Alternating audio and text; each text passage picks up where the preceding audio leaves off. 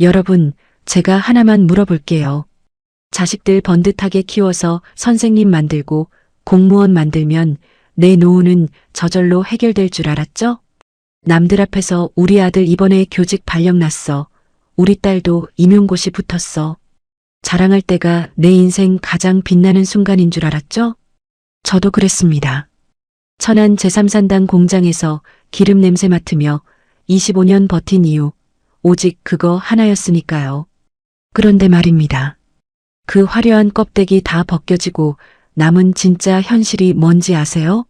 며칠 전 하나뿐인 손주 녀석 첫돌이라 금은방을 찾아갔습니다. 사장님, 돌반지 한 돈 주세요.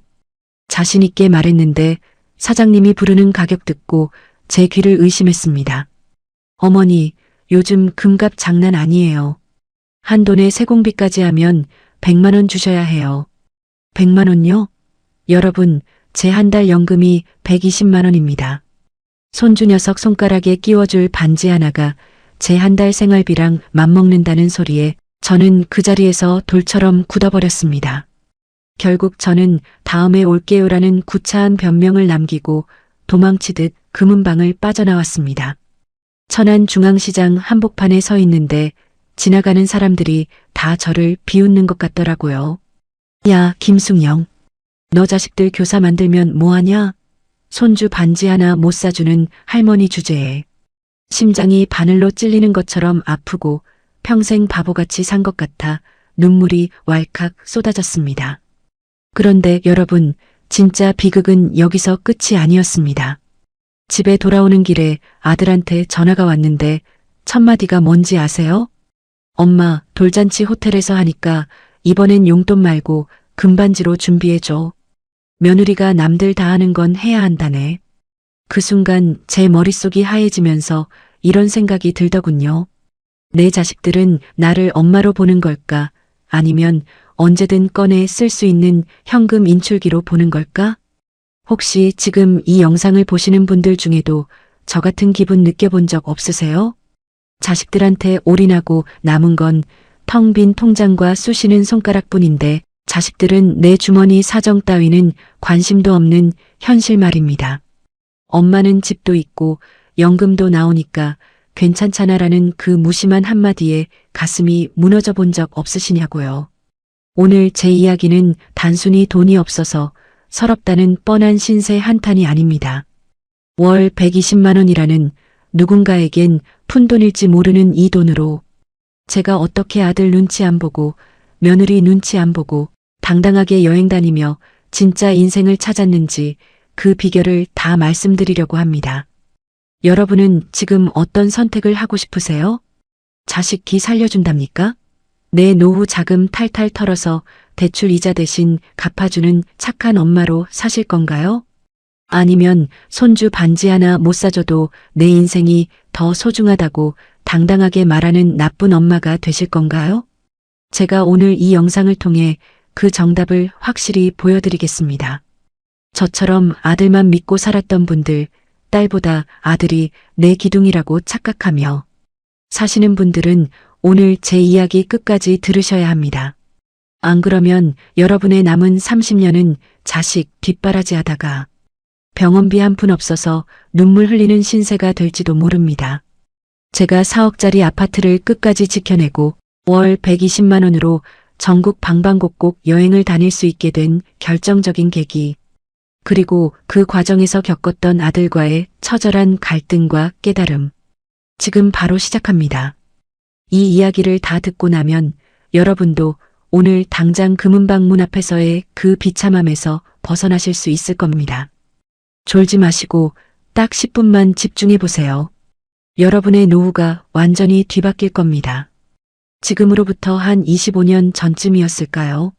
제 인생이 송두리째 바뀐 건 천안 유량동 고갯길에서 남편을 먼저 보낸 그날부터였습니다.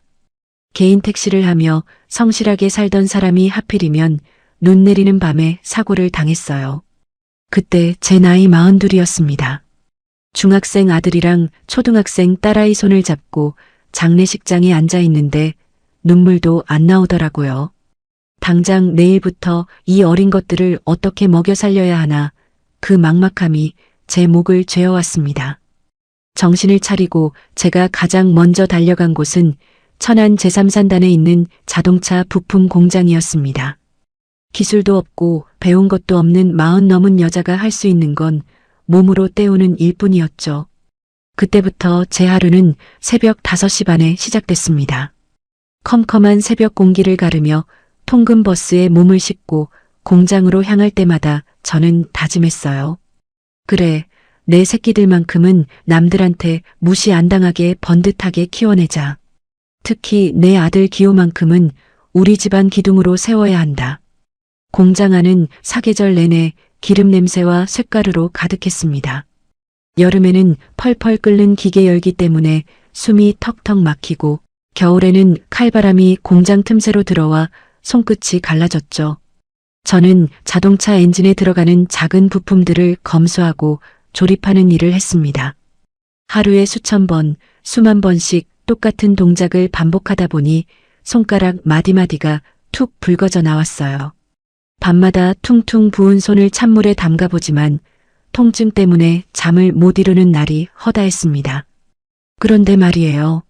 생각처럼 세상 일이 쉽지 않더라고요. 월급날 받은 돈은 쥐꼬리만 한데 자식들 학원비에 생활비에 돈 나갈 곳은 왜 그렇게 많은지 가끔은 너무 힘들어서 공장 화장실 칸에 숨어 혼자 엉엉 울기도 했습니다. 하지만 그때마다 제 지갑 속에 있는 아들 기호의 사진을 보며 입술을 깨물었어요. 조금만 참자. 우리 아들 교사 발령만 나면 내 고생도 끝이다. 그때는 몰랐습니다. 그 기대가 나중에 제 가슴을 얼마나 후벼파게 될 줄은요. 여러분, 혹시 지금 이 대목에서 나도 그랬는데 하시는 분들 계시나요? 내 몸 부서지는 건 생각도 안 하고 오직 자식 하나만 바라보며 달려오신 분들 말입니다. 특히 아들이 내 노후를 책임져 줄 마지막 보루라고 믿으며 모든 걸 쏟아붓고 계시진 않나요? 제가 그 마음을 누구보다 잘 압니다. 딸보다는 아들이 든든하고 아들이 잘 돼야 내가 나중에 대접받을 것 같다는 그 생각 말이죠. 공장 사람들은 저를 보고 독하다고 했습니다. 남들 다 드는 보험 하나 제대로 안 들고 오직 적금이랑 아들 뒷바라지에만 올인했으니까요. 수경 씨, 그러다 나중에 병원비 없어서 자식들한테 짐 된다. 보험이라도 하나 들어놔. 동료들이 그렇게 충고해도 저는 귓등으로도 안 들었습니다. 그 돈 아껴서 아들 과외 하나 더 시키는 게 남는 장사라고 생각했거든요. 심지어는 나중에 받을 연금 같은 건 아예 신경도 안 썼습니다. 그저 내 아들이 내 노후의 연금이고 내 아들이 내 보험이라고 굳게 믿었으니까요. 문제는 여기서 끝이 아니었습니다. 아들이 대학교에 들어가고 나니 돈 들어갈 일이 산더미처럼 불어나더군요. 등록금은 기본이고 자취방 월세에 임용고시 준비한다고 노량진 고시원비까지 대줘야 했습니다. 제 월급으로는 도저히 감당이 안 돼서 결국 천안 쌍용동 아파트를 담보로 대출까지 받았습니다. 엄마 미안해. 내가 꼭 합격해서 효도할게. 아들이 제 손을 잡으며 눈물을 글썽일 때 저는 오히려 행복했습니다. 그래, 기호야. 엄마는 괜찮아. 너만 잘 되면 이 대출이야. 내가 나중에 다 갚아줄 거 아니니. 그때까지만 해도 저는 제 선택이 완벽하다고 생각했습니다. 실제로 아들은 제 기대를 저버리지 않고 임용고시에 한 번에 합격해 주었죠. 천안의 한 중학교로 발령받았다는 소식을 들은 날 저는 태조산 꼭대기에 올라가 목 놓아 울었습니다. 여보, 나 이제 고생 끝이야. 우리 기호가 선생님 됐어. 동네방네 소문을 내고 다녔습니다. 중앙시장 가서 떡을 맞춰 돌리고 공장 사람들에게 커피 한 잔씩 다 쌌습니다. 그때 제 어깨가 얼마나 으쓱했는지 모릅니다. 알고 보니 그게 제 인생의 가장 큰 착각이었지만요. 아들이 직장을 잡고 돈을 벌기 시작하면 제 삶이 금세 필 줄 알았습니다.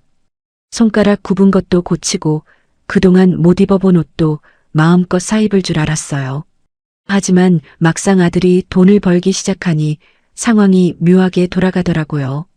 엄마, 저 이번에 결혼하고 싶은 여자가 생겼어요. 합격의 기쁨이 채 가시기도 전에 들려온 아들의 결혼 소식. 그리고 그 결혼을 위해 제가 또다시 짊어져야 했던 무거운 짐들. 여러분, 여기서 중요한 게 있어요. 우리는 자식이 성공하면 내 고생이 끝날 거라고 생각하잖아요. 그런데 사실은 그때부터가 진짜 고난의 시작일 수도 있다는 걸 저는 그때 꿈에도 몰랐습니다.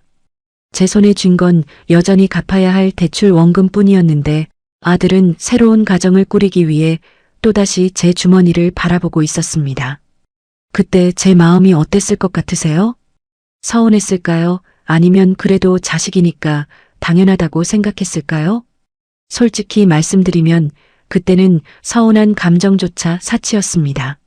아들이 잘 돼야 내 노후가 산다는 그 지독한 믿음 때문에 저는 또다시 제 등을 깎아 아들을 밀어줬습니다. 딸아이가 옆에서 엄마 오빠만 자식이야? 엄마 노후는 어떡하려고 그래? 라고 소리쳐도 소용없었죠. 그때 딸아이의 그 울분 섞인 목소리를 조금이라도 귀담아 들었어야 했습니다. 나중에 알았는데요. 자식에게 올인하는 것만큼 미련한 짓은 세상에 없더라고요. 과연 제가 아들을 위해 모든 것을 내어준 뒤에 어떤 대접을 받았을까요? 진짜 이야기는 지금부터 시작됩니다. 여러분도 등골이 오싹해지실 겁니다. 아들이 결혼하겠다는 말을 꺼냈을 때 제 솔직한 심정은 시원섭섭함보다는 이제 살았다는 안도감이 더 컸습니다. 교사 며느리 얻어서 둘이 알콩달콩 살면 저도 이제 공장일 그만두고 아들 덕 좀 보며 살 줄 알았거든요. 그런데 말이에요. 제 생각처럼 세상이 그렇게 호락호락하지 않더라고요. 결혼이라는 게 그냥 둘이 좋아서 합치는 게 아니라 제 살점을 떼어줘야 하는 일인 줄은 미처 몰랐습니다. 천안 쌍용동 집 근처 카페에서 예비 며느리를 처음 만난 날이 아직도 생생합니다. 참하고 똑 부러지는 모습이 마음에 쏙 들었지만 문제는 그 다음이었어요. 결혼 자금을 이야기하는데 아들 녀석이 슬쩍 제 눈치를 보며 말하더군요. 엄마, 요즘 전셋값이 너무 올라서 제가 모은 돈으로는 턱도 없네요. 그 말을 듣는 순간 제 가슴이 덜컥 내려앉았습니다. 이미 아들 대학교 보낼 때 받았던 아파트 담보대출도 아직 다 못 갚은 상태였거든요. 매달 나가는 이자만 해도 공장 월급에서 큰 비중을 차지하고 있었는데 여기서 돈을 더 보태줘야 한다니 앞이 캄캄했습니다.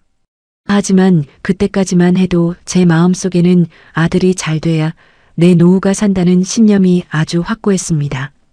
딸아이한테는 미안하지만 아들은 우리 집안을 일으킬 기둥이니까 어떻게든 뒷바라지해야 한다고 생각했죠. 옆에서 보고 있던 딸이 참다 못해 한마디 했습니다. 엄마, 지금 있는 대출도 엄마 혼자 갚기 벅차잖아. 오빠 결혼은 오빠가 알아서 하게 둬. 저는 오히려 딸아이를 나무랐습니다. 얘가 무슨 소리를 하는 거니? 내 오빠가 잘 돼야 너도 나중에 기댈 때가 있는 거야. 지금 생각하면 제 입을 때려주고 싶을 만큼 미련한 소리였죠. 결국 저는 제가 들고 있던 노후 대비용 적금을 다 깨고 그것도 모자라 지인들에게 돈까지 빌려서 아들 전셋값을 보태줬습니다. 나중에 제가 아플 때 쓰려고 들어뒀던 종신보험까지 해지해서 해약 환급금을 아들 손에 쥐어줬어요. 그때 저는 속으로 이렇게 생각했습니다. 기호야, 엄마가 이렇게까지 하는 거 너도 다 알지? 나중에 엄마 늙으면 내가 책임져야 한다. 그런데 말입니다. 인생은 제 편이 아니었습니다. 성대한 결혼식을 마치고 아들이 가정을 꾸리자마자 제 아들은 온데간데 없고 남의 집 귀한 사위만 남더라고요.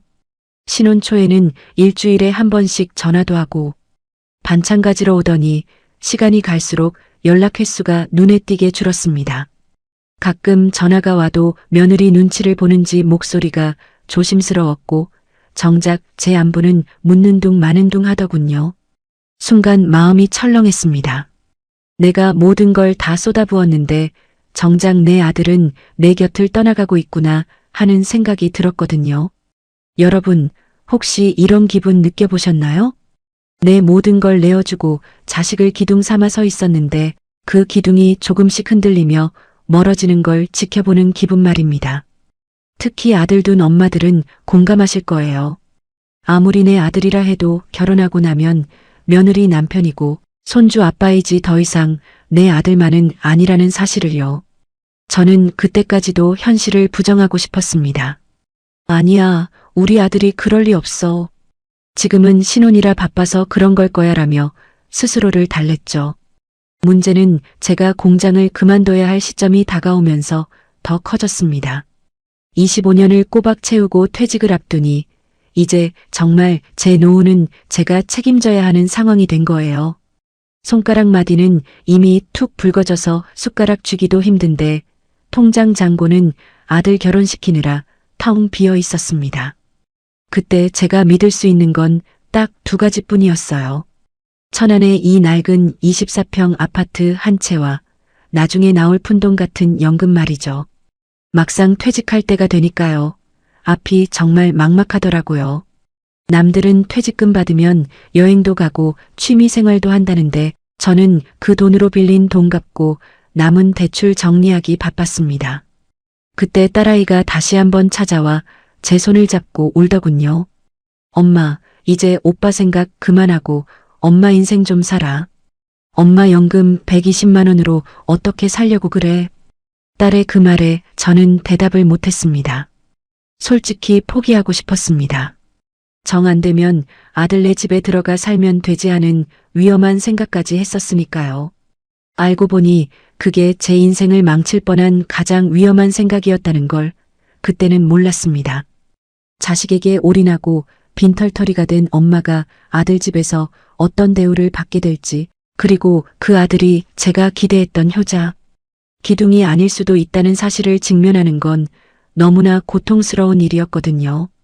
제가 퇴직금을 정산받던 그날 아들 녀석에게서 전화 한 통이 왔습니다. 보통 때와는 다른 상냥한 목소리에 제 마음이 다시 한번 설렜지만 그 전화 내용이 제 심장을 얼어붙게 만들 줄은 꿈에도 상상 못했습니다. 과연 아들이 퇴직을 앞둔 엄마에게 건넨 첫 마디는 무엇이었을까요? 드디어 25년 동안 정들었던 공장을 떠나는 날이 왔습니다. 동료들이 챙겨준 꽃다발을 들고 나오는데 시원섭섭하다는 말이 딱 맞더라고요. 제 손에는 평생의 고생이 담긴 퇴직금 봉투가 들려 있었습니다. 이 돈이면 지긋지긋한 아파트 담보대출도 다 갚고 남은 돈으로 소소하게 노후를 시작할 수 있겠다 싶었죠. 그런데 말이에요. 집으로 돌아가는 길에 아들 기호에게서 전화가 왔습니다. 평소보다 훨씬 다정한 목소리로 엄마, 오늘 퇴직하셨죠? 고생 많으셨어요 라고 하더군요. 그 한마디에 제 마음은 눈 녹듯 녹아내렸습니다. 역시 우리 아들밖에 없네라며 유량동에 있는 맛있는 갈비집에서 저녁을 먹기로 했죠. 아들 내외를 만날 생각에 예쁜 옷도 꺼내 입고 설레는 마음으로 나갔습니다. 하지만 예상과 완전히 달랐습니다. 고기가 익어가는데 아들 녀석 표정이 영 어둡더라고요. 무슨 일이냐고 물으니 한참을 망설이다가 이런 말을 꺼냈습니다. 엄마, 사실 요즘 학교 근처 아파트 분양받은 거 대출 이자가 너무 올라서요. 한 달에 나가는 이자만 해도 우리 부부 월급의 절반이에요. 엄마 퇴직금 조금만 빌려주시면 안 될까요? 그 순간 들고 있던 젓가락이 바르르 떨렸습니다. 여러분, 혹시 이런 상황에서 안 되라고 단칼에 거절하실 수 있는 분 계신가요? 자식이 죽는 소리를 하는데 어떤 부모가 마음이 편하겠습니까? 며느리까지 옆에서 어머니, 저희 정말 힘들어요. 나중에 저희가 연금 받으면 다 갚아드릴게요라고 거드는데 제 가슴은 이미 갈기갈기 찢어지는 것 같았습니다. 순간 마음이 철렁했어요. 이 돈을 주면 내 아파트는 어떡하나 싶었거든요. 나중에 알았는데요. 자식들이 부모의 퇴직금을 당연하게 생각하는 게 요즘 유행이랍니다. 엄마는 집도 있고 나중에 연금도 나오니까 괜찮잖아라는 그 한마디. 그게 부모의 노후를 갉아먹는 가장 무서운 독이라는 걸 그때는 몰랐습니다. 아들은 계속해서 제가 가진 4억짜리 아파트를 담보로 추가 대출을 받으면 안 되겠냐는 제안까지 하더군요. 저는 그날 밤 천안 쌍용동 집으로 돌아와 뜬 눈으로 밤을 지새웠습니다. 생각처럼 쉽지 않았어요. 아들을 돕고 싶은 마음과 내 앞날에 대한 두려움이 계속 싸웠거든요. 그때 제 머릿속에 공장 동료가 해준 말이 스쳐 지나갔습니다. 수경 씨, 집 한 채는 끝까지 쥐고 있어. 그게 내 효자고 내 마지막 자존심이야. 그 말이 왜 그렇게 가슴에 박히던지요. 만약 제가 그날 아들 손에 제 퇴직금을 다 쥐어줬다면 저는 지금쯤 어떤 모습이었을까요? 아마 120만 원 연금은커녕 아들 내 집 눈치나 보며 사는 처량한 노인이 되었겠죠. 막상 해보니까요. 거절하는 게 세상에서 제일 힘들더라고요. 다음날 아들을 다시 불러서 조용히 말했습니다. 기호야, 엄마 이 돈으로 우리 집 대출 2억부터 갚아야겠다. 너희는 아직 젊으니 둘이 힘합쳐서 버텨보렴. 아들의 실망한 표정, 며느리의 차가운 눈빛. 그걸 견디는 게 공장에서 12시간 일하는 것보다 훨씬 고통스러웠습니다. 하지만 이게 다가 아니었습니다. 진짜 시련은 그 다음부터 시작됐거든요. 여러분, 여기서 끝이 아니에요. 제가 거절을 하고 나니까 아들 내외의 태도가 180도 달라지더라고요. 전화는커녕 손주 얼굴 보여주러 오지도 않았습니다. 엄마가 우리를 버렸다는 식으로 딸아이한테 하소연을 했다더군요.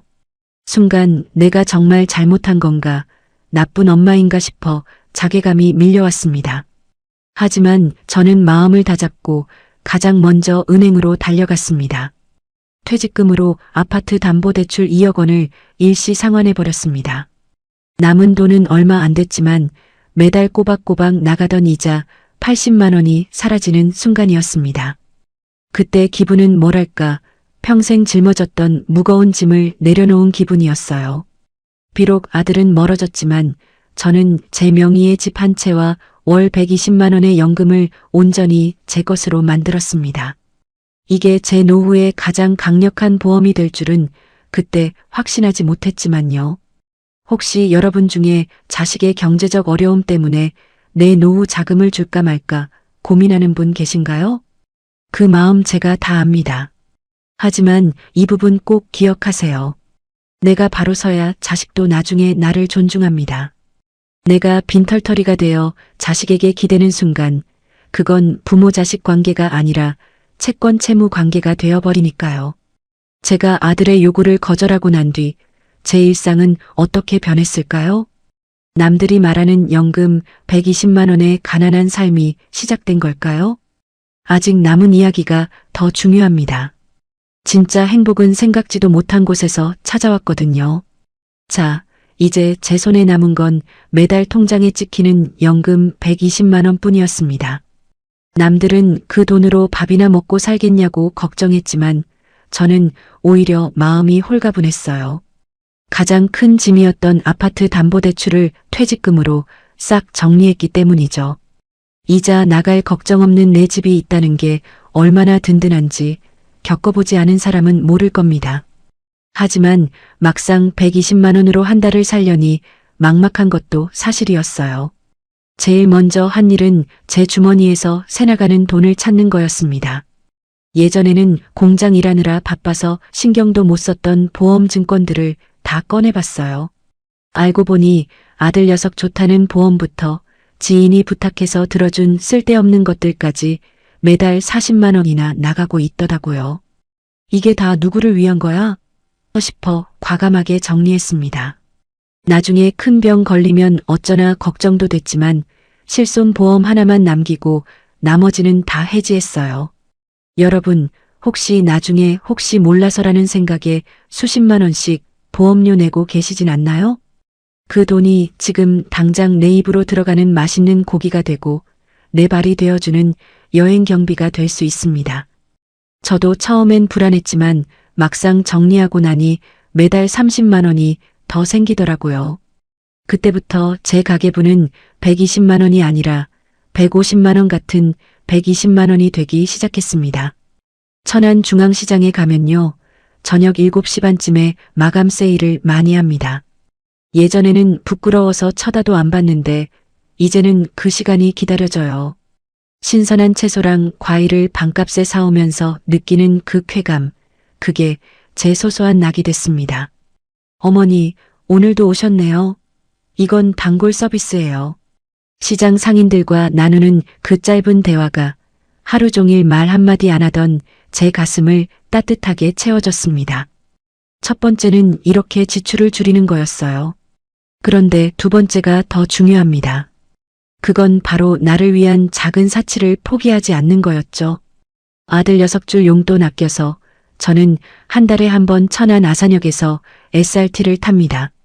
경로우대 할인을 받으면 서울까지 10,000원도 안 되는 돈으로 다녀올 수 있거든요. 옛 친구들도 만나고 남산 구경도 하면서 나 아직 살아있다는 걸 스스로에게 확인시켜줍니다. 예상과 완전히 달랐습니다. 돈이 많아야 행복할 줄 알았는데 내 명의의 집에서 빚 없이 누리는 120만 원이 훨씬 더 값지더라고요. 아들네 집에 얹혀 살며 눈치 보던 시절을 상상하면 지금도 등골이 오싹합니다. 만약 그때 아들 부탁을 들어주고 집을 담보로 또 대출을 받았다면 어땠을까요? 아마 저는 지금쯤 시장 마감 세일은커녕 약값 걱정에 잠 못 이루고 있었을 겁니다. 혹시 이런 분 계세요? 나는 돈이 없어서 여행도 못 가고 취미 생활도 못 해라고 말씀하시는 분들이요. 이 부분 꼭 기억하세요. 돈의 액수가 문제가 아니라 내 마음의 주인권이 누구에게 있느냐가 중요합니다. 아들한테 50만 원씩 용돈 받으면서 고개 숙이고 사시겠어요? 아니면 내 연금 120만 원으로 떳떳하게 시장 구경 다니며 사시겠어요? 저는 당당히 후자를 택했고 제 인생은 그때부터 다시 피어나기 시작했습니다. 그때까지만 해도 정말 괜찮았습니다. 지출을 줄이고 나니 통장에 조금씩 여유가 생기고 아들 생각도 예전만큼 간절하지 않았거든요. 딸아이가 맛있는 거 사들고 올 때면 우리 딸 최고다 소리가 절로 나왔습니다. 그런데 말이에요. 인생은 꼭 평온할 때 뒤통수를 치더라고요. 생각처럼 쉽지 않은 일이 또 하나 터지고 말았습니다. 순간 마음이 철렁했어요. 집 앞에서 서성이는 아들 기호의 뒷모습을 본 순간 본능적으로 알 수 있었죠. 아, 또 무슨 일이 터졌구나. 이번에는 아들이 돈 이야기를 꺼낸 게 아니었습니다. 그보다 훨씬 더 무겁고 제 가슴을 후벼 파는 제안을 들고 왔거든요. 아직 남은 게 있었어요. 제가 절대 내어줄 수 없는 제 인생의 마지막 보루말입니다. 과연 아들이 이번에는 어떤 요구로 저를 당황하게 만들었을까요?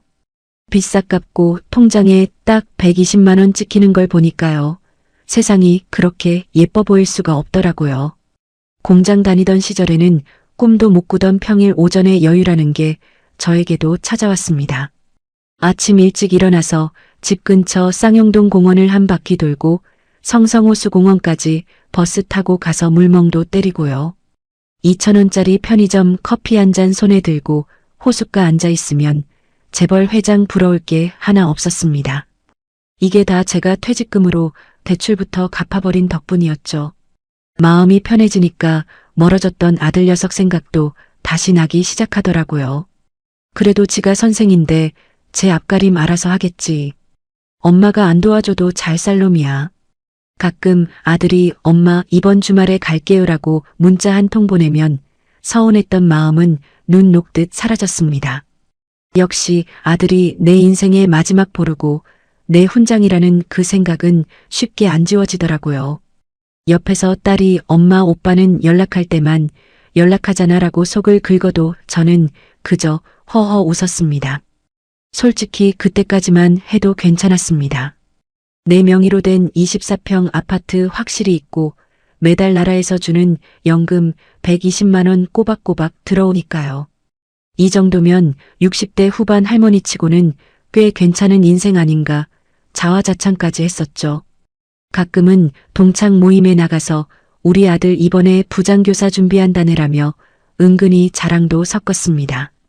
친구들이 수경이는 자식 농사 대박 났어라고 치켜 세워줄 때면 그동안 공장에서 고생했던 게 다 보상받는 기분이었습니다. 그런데 말이에요. 그 평온함이 딱 3달을 못 가더라고요. 생각처럼 인생이 흘러가 주질 않았습니다. 어느 날 저녁 예고도 없이 아들이 혼자 집으로 찾아왔습니다. 보통은 며느리랑 손주랑 같이 오는데 그날은 어깨가 축 처진 채로 혼자 문을 열고 들어오더군요. 순간 제 심장이 덜컥 내려앉았습니다. 여러분, 혹시 이런 느낌 아시나요? 자식이 현관문을 열고 들어오는 뒷모습만 봐도 뭔가 큰일이 터졌구나 직감이 오는 그 순간 말입니다. 아들은 식탁에 앉아 제가 내어준 시원한 물 한 잔을 단숨에 들이켰습니다. 그러더니 한참을 망설이다가 아주 어렵게 입을 뗐어요. 엄마, 사실 저번에 말씀드린 아파트 대출. 그게 문제가 좀 생겼어요. 문제는 여기서 끝이 아니었습니다. 단순히 이자가 오른 게 아니라 무리하게 영혼까지 끌어모아 분양받았던 그 아파트가 가게 경제를 통째로 흔들고 있었던 겁니다. 아들은 제 눈을 똑바로 쳐다보지도 못하고 바닥만 보며 말을 이어갔습니다. 며느리는 애 교육비에 생활비에 도저히 안 되겠다고 친정에 손 벌리겠다고 난리예요. 저 정말 미치겠습니다. 그 말을 듣는데 120만 원으로 누리던 제 소박한 천국이 순식간에 무너져 내리는 기분이었습니다. 여기서 중요한 게 있어요. 우리는 자식이 번듯한 직업을 가지면 경제적으로도 탄탄할 거라고 믿잖아요. 특히 교사나 공무원 같은 직업은 철밥통이니까 돈 걱정 없을 줄 알죠. 하지만 실상은 그렇지 않더라고요. 남들 보기엔 좋은 직업일지 몰라도 무리한 대출과 교육비 앞에서는 속수무책인 게 요즘 젊은 사람들 현실이었습니다. 그걸 보는 부모 마음은 어떻겠습니까? 내가 가진 건 이 집 한 채뿐인데 이걸 어떻게 해야 하나 하는 고민이 다시 시작된 겁니다. 막상 아들이 죽는 소리를 하니까요. 제가 그렇게 아껴오던 제 노후 자금들이 다 무의미해 보였습니다. 엄마 집 담보로 조금만, 정말 조금만 도와주시면 안 돼요? 저 이번 위기만 넘기면 정말 효도할게요. 아들의 그 간절한 목소리에 제 손등에 굵은 핏줄이 바르르 떨렸습니다. 나중에 알았는데요. 그때 아들의 눈물은 효도가 아니라 생존을 위한 처절한 몸부림이었더라고요. 그때까지만 해도 저는 그게 저를 벼랑 끝으로 밀어넣는 손길인 줄은 꿈에도 몰랐습니다. 순간 마음이 철렁했습니다. 그래, 내 자식이 길거리에 나앉게 생겼는데 내가 연금 120만 원으로 여행 다니는 게 무슨 의미가 있나? 하지만 또 한편으로는 딸의 목소리가 환청처럼 들려왔습니다. 엄마, 절대 집 담보로 돈 빌려주지 마. 그건 엄마 생명줄이야. 그날 밤 아들을 거실에 재우고 저는 안방에서 밤새도록 제 통장과 집 문서를 번갈아 보며 울었습니다. 이게 다가 아니었습니다. 다음 날 아침 아들이 제안한 해결책은 더 기가 막힌 것이었거든요. 알고 보니 아들은 이미 며느리와 모든 계획을 짜놓고 저를 찾아온 거였습니다. 엄마, 이 집 전세 주고 우리 집 근처로 오시면 어때요? 저희가 모실게요. 모시겠다는 그 달콤한 말 한마디.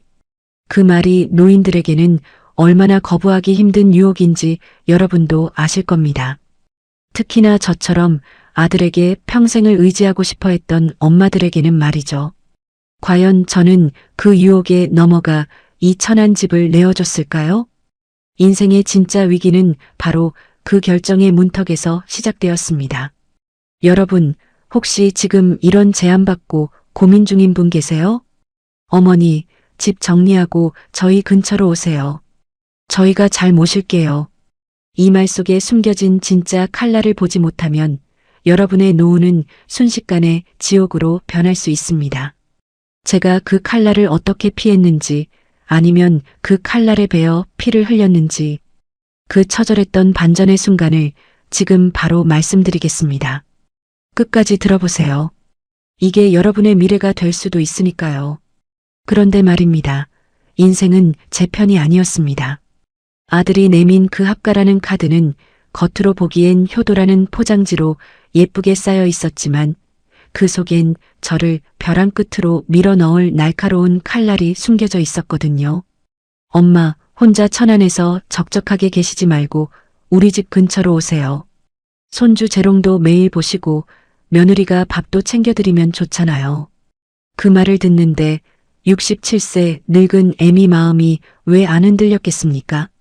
평생 공장 기름 냄새 맡으며 자식만 보고 살았는데 이제는 내 아들 곁에서 대접받으며 살 수 있겠구나 싶어 순간 눈시울이 붉어지더라고요. 하지만 그때 그 서류를 다시 확인했어야 했습니다. 아들의 제안은 구체적이었어요. 제 명의의 천안 쌍용동 아파트를 3억 5천만 원에 전세를 주고 그 돈으로 자기네 아파트 대출부터 일단 갚자는 거였죠. 대신 저는 자기네 아파트 바로 옆에 있는 아주 작은 원룸이나 노인복지주택 같은 곳에 월세로 들어가면 어떻겠냐는 겁니다. 엄마, 어차피 그 큰 집에서 혼자 계시는 것보다 이게 훨씬 효율적이잖아요. 월세는 저희가 낼게요. 그때까지만 해도 저는 아들이 저를 정말 생각해서 하는 소리인 줄로만 알았습니다. 순간 마음이 철렁했어요. 내 집을 남한테 주고 내가 월세방으로 간다고? 아무리 아들이라지만 평생 피땀 흘려 마련한 내 보금자리를 내놓으라니 가슴 한구석이 싸늘해지더라고요.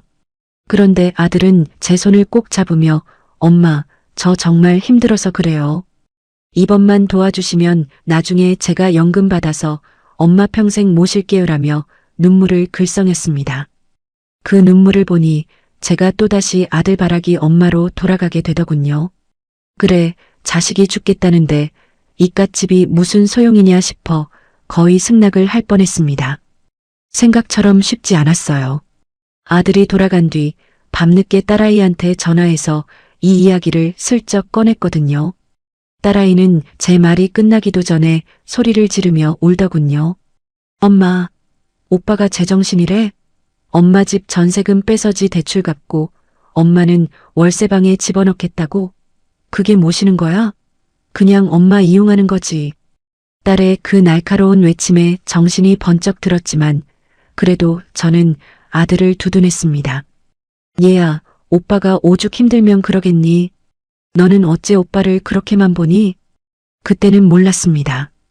딸의 그 분노가 저를 살리는 마지막 경고였다는 사실을요. 며칠 뒤 저는 아들네 집에 줄 반찬을 싸서 예고 없이 아산 신도시에 있는 아들 아파트를 찾아갔습니다. 현관 비밀번호를 누르려다 문 밖으로 새어나오는 며느리의 목소리에 저는 그 자리에 얼어붙고 말았습니다. 자기야, 어머니 설득 잘 됐어? 전세금 나오면 우리 일단 급한 대출부터 상환하고 나머지로 차도 좀 바꾸자. 어머니 오시면 애들 등하원도 시켜주실 텐데 그럼 나 이제 다시 학원 파트타임 나갈 수 있어. 며느리의 그 들뜬 목소리에 이어 들려온 아들의 대답은 제 심장을 갈기갈기 찢어놓았습니다. 걱정 마. 엄마는 내가 울면서 말하면 다 들어줘. 이번에도 집 담보로 돈 빌려달라는 건 거절하셨지만 같이 살자고 하면 결국 전세금 내주실 거야. 엄마도 혼자 사는 거 무서워하시거든. 알고 보니 그게 아니었습니다. 아들에게 저는 사랑하는 어머니가 아니라 자기들의 경제적 위기를 해결해줄 가장 쉬운 담보였고 공짜로 손주를 봐줄 입주 도움이었던 겁니다. 순간 온몸의 피가 거꾸로 솟는 것 같고 다리에 힘이 풀려 그 자리에 주저앉을 뻔했습니다. 25년 동안 공장에서 손가락이 굽도록 일해서 키운 내 자식이 나를 이렇게 계산적으로 이용하려 했다니요. 여러분, 혹시 이런 기분 느껴보신 적 있으세요? 내 모든 걸 다 주어도 아깝지 않다고 생각했던 존재에게 철저하게 이용당하고 있다는 걸 깨달은 그 비참한 순간 말입니다. 아내의 눈을 못 마주치겠더라고요라는 아들의 거짓말 뒤에 숨겨진 그 추악한 진실. 저는 그날 반찬통을 현관 앞에 두고 조용히 아파트 단지를 빠져나왔습니다. 아산역으로 향하는 택시 안에서 저는 창밖을 보며 꺼이꺼이 울었습니다. 내가 인생을 잘못 살았구나. 자식 농사 잘 지었다고 동네방네 자랑하고 다녔는데 나는 그냥 껍데기만 키웠구나. 문제는 여기서 끝이 아니었습니다. 집에 돌아오니 아들한테서 또 전화가 와 있더군요. 엄마, 아까 반찬 두고 가셨어요? 왜 안 들어오고 그냥 가셨어요? 아, 참. 그 전세 놓는 거 부동산에 연락해봐도 되죠? 그 천연덕스러운 목소리를 듣는데 소름이 쫙 끼치더라고요. 그때 제가 깨달았습니다. 아, 내가 여기서 이 아들의 손을 잡으면 나는 죽을 때까지 이 아이의 노예로 살다 가겠구나. 솔직히 포기하고 싶었습니다. 그냥 다 내어주고 자식들 편하게 살게 해줄까 싶기도 했어요. 하지만 제 머릿속에 제 통장에 찍히던 120만 원의 연금이 떠올랐습니다. 내 집에서 빚 없이 내가 주인으로 살면서 누리던 그 소소한 평화가 얼마나 귀한 것인지 비로소 깨달은 거죠. 저는 그날 밤 인생 처음으로 아들에게 단호하게 문자를 보냈습니다. 기호야, 엄마 전세 안 놓는다. 이 집은 내 목숨 같은 집이야. 내 문제는 내가 해결하렴. 문자를 보내고 난 뒤 제 심장은 터질 듯이 뛰었습니다. 과연 아들은 이 거절에 어떤 반응을 보였을까요? 그리고 저는 이 차가운 진실 앞에서 어떻게 제 인생을 다시 세웠을까요? 진짜 전쟁은 이제부터 시작이었습니다. 문자를 보내고 난 뒤 핸드폰을 쥐고 있는 손이 덜덜 떨렸습니다. 평생 아들에게 아니오라는 말을 해본 적이 없었거든요. 제 답장을 확인했는지 핸드폰 진동이 울려대는데 도저히 전화를 받을 용기가 안 나더라고요. 그날 밤은 천안 쌍용동 집이 왜 그렇게 넓고 춥게 느껴지던지 안방 불도 못 켜고 거실 소파에 앉아 뜬 눈으로 밤을 지새웠습니다. 다음 날 아침 결국 아들이 전화를 걸어왔습니다. 어제 문 밖에서 들었던 그 다정한 목소리는 온데간데없고 날카롭고 날선 목소리였죠. 어머니, 정말 너무하시네요. 제가 남도 아니고 하나뿐인 아들이라면서요. 제가 지금 죽겠다고 하는데 그 집 한 채가 저보다 중요하세요? 그 말을 듣는데 심장이 발로 짓밟히는 것 같았습니다. 기호야, 엄마도 살아야 할 거 아니니. 이 집 전세 주고 내가 월세방 가면 나중에 그 월세는 누가 내주고 내 노후는 누가 책임지니? 제 말에 아들은 며느리가 들으라는 듯 큰 소리로 대답하더군요. 저희가 모신다고 했잖아요. 왜 저를 못 믿으세요? 어머니 연금 120만 원, 그거 저희한테 주시면 저희가 다 관리해드리고 맛있는 거 사드린다니까요. 그 순간 정신이 번쩍 들었습니다. 아들은 제 연금 120만 원까지 이미 자기들 계산 속에 넣어두고 있었던 거예요. 나를 모시는 게 아니라 내 집 전세금과 매달 나오는 내 생명줄 같은 연금까지 가져가겠다는 그 속내. 저는 결국 아무 말도 못하고 전화를 끊어버렸습니다. 순간 마음이 철렁했습니다. 이제 정말 내 아들을 잃었구나 싶어서요. 여러분, 혹시 이런 경험 없으신가요? 자식의 요구를 한번 거절했다고 해서 평생 쌓아온 정이 하루아침에 무너져 내리는 그 비참한 순간 말입니다. 그날 이후 아들 내외는 연락을 딱 끊었습니다. 매달 한 번씩 보내주던 손주 사진도 더 이상 오지 않았고 주말마다 울리던 전화벨 소리도 멈췄습니다. 저는 천안중앙시장에 장을 보러 갔다가도 손주가 좋아하던 옥수수를 보면 가슴이 미어지는 것 같아 길가에 주저앉아 울었습니다. 문제는 여기서 끝이 아니었습니다. 동네 사람들은 제 속도 모르고 자꾸 아들 자랑을 시키더라고요. 수경 씨는 아들이 교사니까 얼마나 든든해? 이번 명절에도 용돈 두둑이 받았지? 그 질문에 아니요. 연락도 안 해요라고 말할 용기가 없어서 그저 쓴웃음만 짓고 돌아섰습니다. 아내 눈을 못 마주치겠더라고요. 남편이 살아있었으면 나를 지켜줬을까 아니면 남편도 아들 편을 들었을까 싶어 태조산 및 약수터에서 혼자 막걸리 한 잔을 들이켰습니다. 서울 사람들은 1년 안에 다 올라간다는 말이 있잖아요. 저희 집 근처로 이사 오겠다던 아들은커녕 이제는 제가 아산역 쪽으로 고개도 돌리기 싫어지더라고요. 그때 저를 붙잡아준 건 다름 아닌 제가 무시했던 딸이었습니다. 딸은 매일같이 전화를 걸어 엄마 잘했어. 오빠는 지금 화난 게 아니라 엄마를 못 이겨서 심술 부리는 거야. 절대 마음 약해지지 말라며 저를 다독였죠. 딸이 챙겨준 비타민이랑 과일을 먹으면서 생각했습니다. 내가 아들만 기둥인 줄 알고 딸은 뒷전으로 밀어뒀는데 정작 내가 힘들 때 내 손을 잡아주는 건 이 아이구나. 여러분, 여기서 중요한 게 있어요. 우리는 늙으면 아들에게 의지해야 한다는 고정관념이 있잖아요. 하지만 막상 위기가 닥치면 내 마음을 알아주는 건 딸인 경우가 많고 더 중요한 건 내 주머니의 돈이라는 사실입니다. 제가 만약 그때 아들 말을 듣고 집을 담보로 또 대출을 받았다면 어땠을까요? 아마 아들 내외는 돈을 받고 나서도 어머니 때문에 우리 인생 꼬였다며 더 큰 원망을 했을지도 모릅니다. 진짜 고통은 외로움이 아니라 내가 나를 지키지 못했을 때 찾아오는 자괴감이었습니다. 저는 아들의 냉대를 견디며 제 연금 120만 원을 더 소중히 여기기로 했습니다. 이 돈이 있어야 내가 아들한테 당당할 수 있고 딸한테도 미안한 소리를 안 할 수 있으니까요. 비록 아들과의 관계는 얼음장처럼 차가워졌지만 저는 제 집 거실에 앉아 조용히 계획을 세우기 시작했습니다. 그래, 아들 눈치 안 보고 내 인생 한번 살아보자. 120만 원으로 어디까지 할 수 있는지 보여주마. 생각처럼 쉽지 않았어요. 밤마다 아들 방을 들여다보며 눈물 짓는 버릇은 쉽게 안 고쳐지더라고요. 하지만 아직 남은 게 있었습니다. 아들이 포기하지 않고 며느리를 앞세워 마지막 공격을 해왔거든요. 이번에는 돈이 아니라 제 감정을 통째로 흔들어 놓는 아주 비겁한 방법이었습니다. 며느리는 저에게 어떤 말로 비수를 꽂았을까요? 아들과 전화를 끊고 일주일쯤 지났을까요? 초인종 소리에 문을 열어보니 연락도 없던 며느리가 혼자 서 있더라고요. 화장기 하나 없는 얼굴에 퀭한 눈을 보니 마음 한구석이 또 약해지는 게 부모 마음입니까? 어머니, 잠깐 들어가서 말씀 좀 나눠도 될까요?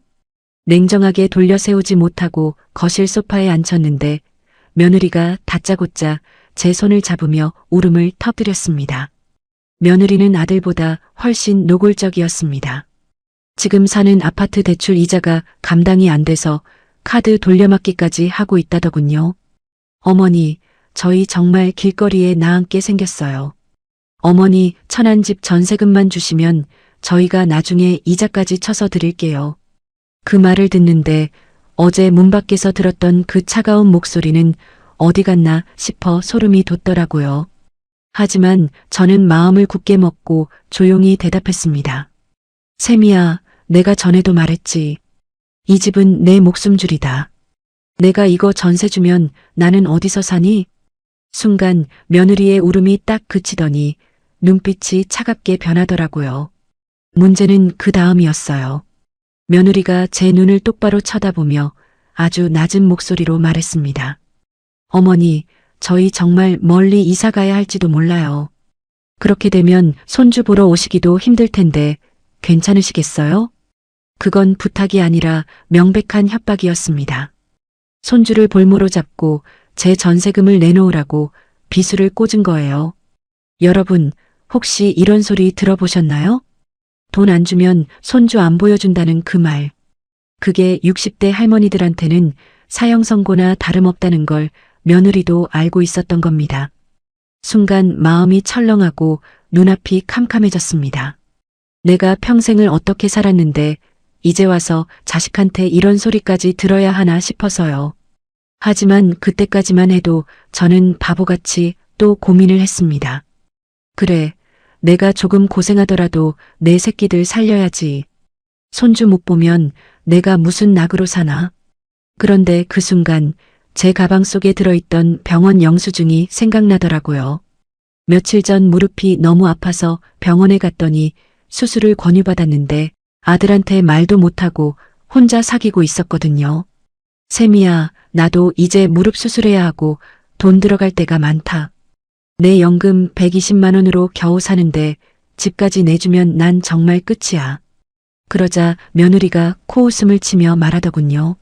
어머니, 요즘 보험 다 잘 되어 있잖아요. 수술비는 보험 청구하면 되는 거고 저희 힘든 것보다 어머니 무릎이 더 중요하세요? 그 말을 듣는 순간 제 마음속에 있던 마지막 가느다란 끈이 툭 하고 끊어지는 소리가 들렸습니다. 나중에 알았는데요. 자식들에게 부모의 고통은 자기들의 불편함보다 항상 뒷전이더라고요. 저는 떨리는 손으로 현관문을 가리켰습니다. 나가라. 다시는 이 집 문턱 넘을 생각 마라. 며느리는 어머니 정말 독하시네요. 라는 소리를 지르며 가방을 챙겨 나갔습니다. 문이 쾅 닫히는 소리와 함께 제 가슴 속에서도 뭔가가 무너져 내렸습니다.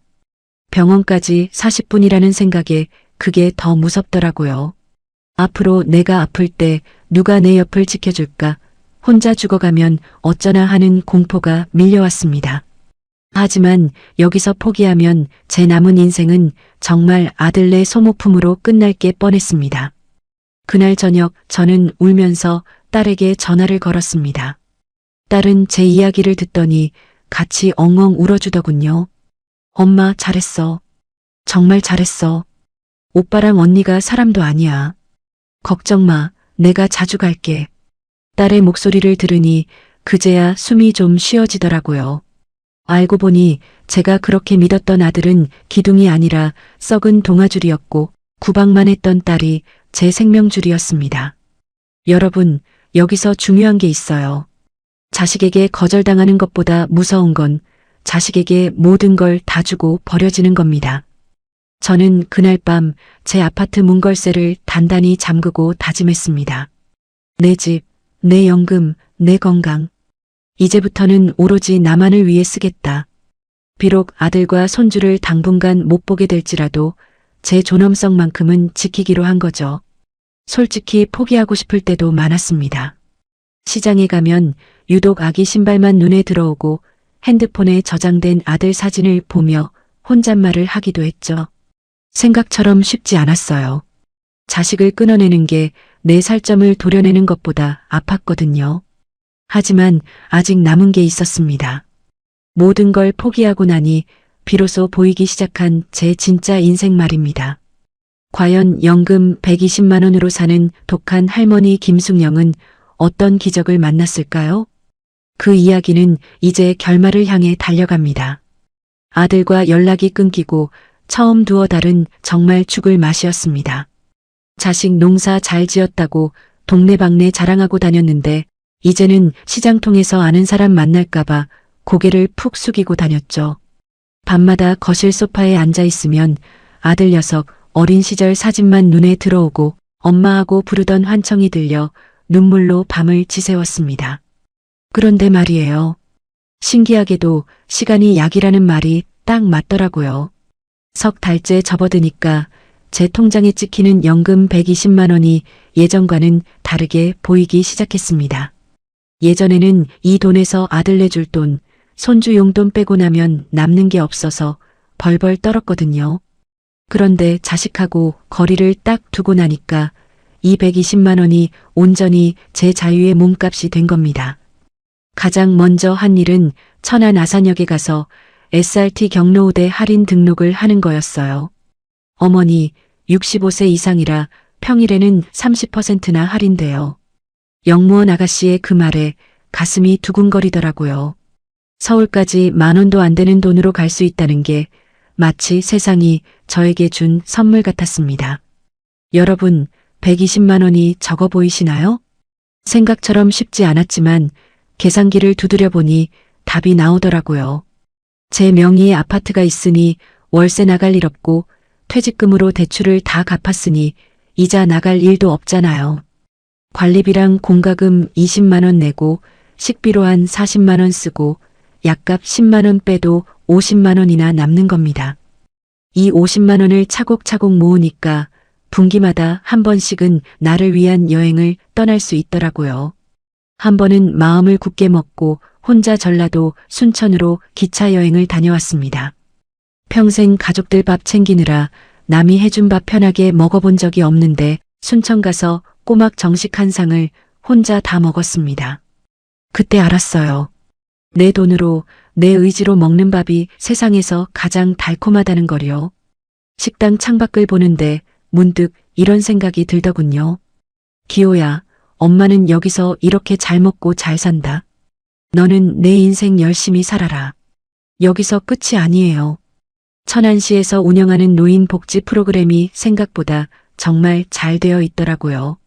동네 주민센터에 가서 스마트폰 배우는 강좌도 듣고 태조산 밑에 있는 체육센터에서 수영도 시작했습니다. 강좌비는 거의 무료거나 몇천 원 수준이니까 부담도 없었죠. 공장에서 쇳가루 마시며 일할 때는 상상도 못했던 문화생활이라는 걸 67세가 되어서야 시작한 겁니다. 혼자만 그런 게 아닙니다. 강좌에서 만난 동년배 친구들이랑 이야기하다 보니 자식한테 다 퍼주고 눈치 보는 사람들이 태반이더라고요. 수경 씨는 집도 지켰고 연금도 온전히 본인이 쓰니까 정말 똑똑한 거야. 친구들의 그 칭찬이 빈말이 아니라는 걸 저 스스로도 느끼고 있었습니다. 가끔은 성성호수공원 한 바퀴 돌고 나서 친구들이랑 3,000원짜리 국수 한 그릇 먹으며 수다를 떠는데 아들네 집에서 며느리 눈치 보며 먹던 소갈비보다 100배는 더 소화가 잘 되더라고요. 물론 문득문득 손주 녀석이 보고 싶어 가슴이 아릴 때도 있습니다.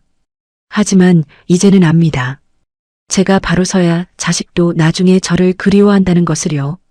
딸아이는 일주일에 한 번씩 꼭 찾아와서 엄마 얼굴 좋아졌다며 같이 맛있는 걸 먹으러 다닙니다. 딸에게 미안한 마음은 들지만 이제는 구걸하는 엄마가 아니라 당당하게 밥 한 끼 살 수 있는 엄마가 됐어요. 얘야, 오늘은 엄마가 낼게. 엄마 연금 들어왔거든. 이 말을 할 때의 그 쾌감, 여러분도 꼭 느껴보셨으면 좋겠습니다. 진짜 결론은 이겁니다. 행복은 돈의 액수가 아니라 그 돈을 내가 얼마나 통제할 수 있느냐에 달려 있더라고요. 1200만 원을 벌어도 자식한테 휘둘리면 그건 지옥이고 120만 원을 벌어도 내 마음대로 쓸 수 있으면 그게 천국입니다. 저는 이제 아침에 눈 뜨면 오늘 어디 갈까, 뭘 먹을까를 고민하지 아들네 무슨 일 없나를 먼저 걱정하지 않습니다. 이게 제가 67세에 찾은 진짜 노후 준비였습니다. 그런데 말이에요. 제가 이렇게 안정을 찾을 때쯤 아들에게서 다시 연락이 왔습니다. 이번에는 울며 불며 돈 빌려달라는 소리가 아니었어요. 전혀 예상치 못한 소식을 들고 왔는데 그 말을 듣는 순간 제 가슴이 다시 한번 철렁했습니다. 과연 아들은 저에게 어떤 소식을 전했을까요? 그리고 저는 그 소식 앞에서 어떤 선택을 했을까요? 이제 그 뼈아픈 조언과 함께 제 이야기의 마침표를 찍어보겠습니다. 아들과 연락을 끊고 지낸 지 반년쯤 지났을까요? 어느 평일 오후 집에서 조용히 차를 마시고 있는데 모르는 번호로 전화가 왔습니다. 받아보니 아들 기호였어요. 목소리가 예전과는 다르게 아주 차분하고 어딘가 힘이 빠진 듯한 느낌이더라고요. 엄마, 저 기호예요. 그동안 연락 못 드려서 죄송해요. 그 한마디에 꽁꽁 얼어붙었던 제 마음이 스르르 녹아내리는 것 같았습니다. 하지만 저는 예전처럼 그래, 아들아, 무슨 일이니? 하고 호들갑을 떨지 않았습니다. 그저 담담하게 그래, 잘 지냈니? 라고 물었죠. 아들은 그동안 며느리와 많이 다퉜다고 털어놓더군요. 결국 무리하게 잡고 있던 아산 아파트를 급매로 내놓고 학교 근처 작은 평수 전세로 옮겼답니다. 대출 이자 때문에 숨이 막혀 죽을 것 같았는데 집을 비우고 나니 이제야 좀 살 것 같다고요. 엄마 말이 맞았어요. 저희 욕심 때문에 엄마 생명줄까지 건드리려 했던 거 정말 잘못했어요. 아들의 그 사과를 듣는데 가슴속 깊은 곳에서 묵직한 응어리가 툭 떨어져 나가는 기분이었습니다. 알고 보니 그게 제 인생의 가장 큰 승리였습니다. 제가 그때 마음이 약해져서 집 전세금을 내줬다면 아들네는 여전히 그 빚더미 아파트에서 허덕였을 거고 저는 저대로 원망만 하며 살았을 겁니다. 제가 거절했기에 아들도 자기 수준에 맞는 삶을 찾았고 저도 제 자존심을 지킬 수 있었던 거죠. 물론 지금 당장 예전처럼 하하호 웃으며 지내기는 서먹합니다. 하지만 이제는 압니다. 아들은 내 기둥이 아니라 가끔 들러 안부를 묻는 귀한 손님이어야 한다는 사실을요. 여러분, 이제 제 이야기가 거의 끝나가네요. 67세, 연금 120만 원으로 사는 저 김숙영이 왜 행복한지 이제 좀 아시겠나요? 제 행복의 비결은 돈이 많아서가 아니라 내 삶에 빚이 없기 때문입니다. 자식에게 줄 돈이 없어서 미안해하지 마세요. 대신 자식에게 손 벌리지 않는 부모가 되는 것이 가장 큰 효도를 받는 길입니다. 여기서 제가 꼭 드리고 싶은 뼈아픈 조언 3가지만 기억해 주세요. 첫 번째, 무슨 일이 있어도 내 명의의 집 한 채는 끝까지 손에 쥐고 계셔야 합니다. 자식들이 모시겠다, 근처로 오시라 달콤한 소리에도 절대 흔들리지 마세요. 그 집이 있어야 자식이 나를 함부로 못하고 내가 아플 때 당당하게 내 집에서 쉴 수 있습니다. 내 집이 없는 노후는 날개 꺾인 새와 다를 바 없습니다. 두 번째, 푼돈 같은 연금이라도 온전히 내가 관리하고 내가 써야 합니다. 엄마는 돈 쓸 줄 모르니까 우리가 관리해 줄게라는 말 절대 믿지 마세요. 내 지갑에서 나가는 1,000원, 2,000원이 내 자존감이고 내 힘입니다. 120만 원이 적다고요? 아니요. 빚 없는 120만 원은 500만 원 버는 자식보다 훨씬 더 힘이 셉니다. 이 돈으로 친구들과 시장 가서 국수 한 그릇 사 먹고 SRT 할인받아 여행 다니는 그 재미를 절대 포기하지 마세요. 마지막으로 아들을 내 기둥으로 생각하는 마음부터 버리셔야 합니다. 요즘 세상에 아들은 며느리 남편이지 내 노후를 책임져줄 보디가드가 아닙니다. 오히려 구박하던 딸이 내 마음을 알아주고 옆에 있어주는 진정한 기둥이 될 때가 많더라고요. 기대를 버리면 서운함도 사라집니다. 자식은 그저 잘 살길 빌어주는 존재로 남겨두고 여러분의 남은 인생은 오로지 여러분 자신을 위해 쓰세요. 그만 돈에 100만 원 한다는 소리에 가슴 철렁했던 그날에 제가 생각나네요. 그날 저는 손주 돌반지를 못 사준 못난 할머니였지만 오늘의 저는 120만 원으로 전국을 누비며 웃고 사는 멋진 할머니가 되었습니다. 손가락은 공장일로 굽어버렸지만 제 마음만큼은 그 누구보다 곧게 펴져 있습니다. 여러분도 할 수 있습니다. 지금 당장 자식에게 쏠린 시선을 나 자신에게로 돌려보세요. 오늘 제 이야기가 가슴 답답했던 여러분께 작은 위로와 희망이 되었길 바랍니다. 나만 힘든 게 아니구나. 나도 저렇게 살 수 있겠구나 하는 마음이 드셨다면 그걸로 충분합니다. 혼자 고민하지 마세요. 여러분 곁에는 여러분과 같은 길을 걷고 있는 수많은 동료가 있으니까요. 오늘 내용이 조금이라도 도움이 되셨다면 주변의 자식 때문에 고민하는 친구분들께 이 영상을 꼭 공유해 주세요. 여러분의 공유 한 번이 누군가의 노후를 구하는 큰 힘이 될 수 있습니다.